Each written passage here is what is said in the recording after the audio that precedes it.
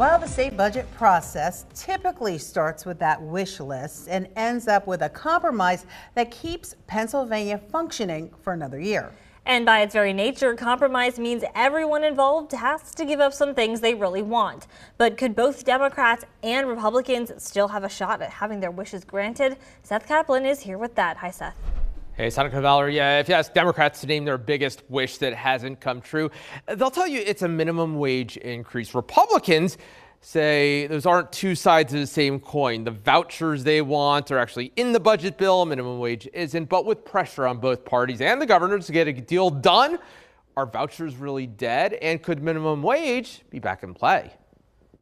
That's a big priority. I think that's the one thing that we really want to make sure that we get through, because it's going to help a lot of people. Democratic State Rep Emily Kincaid talking about minimum wage, which seemed off the table once again this year. The reason Democrats think their biggest priority should be back on the table: a minimum annual full-time salary of about $30,000, which they say goes a long way in some parts of the state. You're actually going to be able to buy a house. You're going to be able to afford health insurance. You're going to be able to put some distance between you and your bills.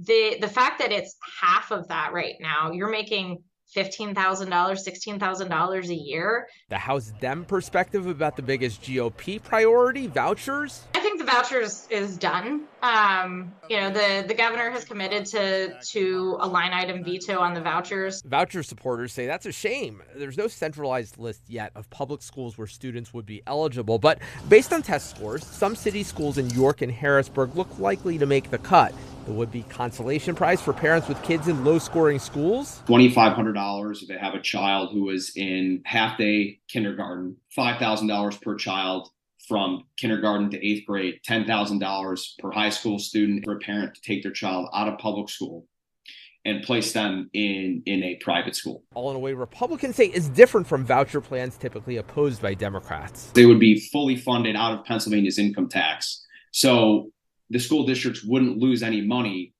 if students chose to leave that building and to go pursue an education in a private school.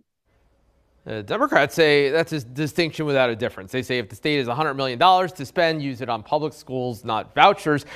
But all of this is academic right now because there is no minimum wage hike, no vouchers, and no budget at all. How are they going to get one done? That story, Sonica, coming up at 6.